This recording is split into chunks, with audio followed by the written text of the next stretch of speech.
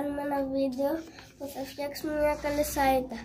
Πρώτα, παίρνουμε ένα α4 χαρτί, το διπλώνουμε ίσια.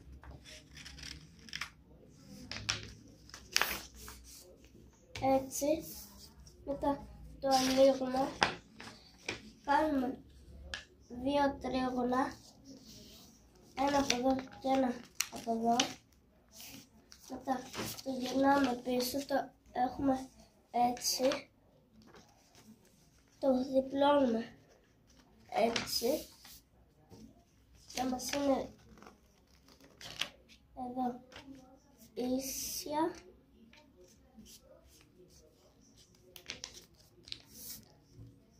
Και παίρνουμε ένα, να το κάνουμε έτσι, το γυρνάμε πάλι και κάνουμε πάλι το ίδιο.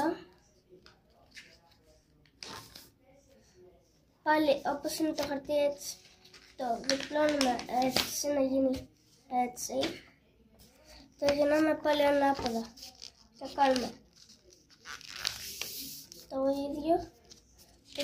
Το κάνουμε λίγο έτσι και είναι έτοιμη η σαΐτα. Έτοιμη για να το πετάξετε.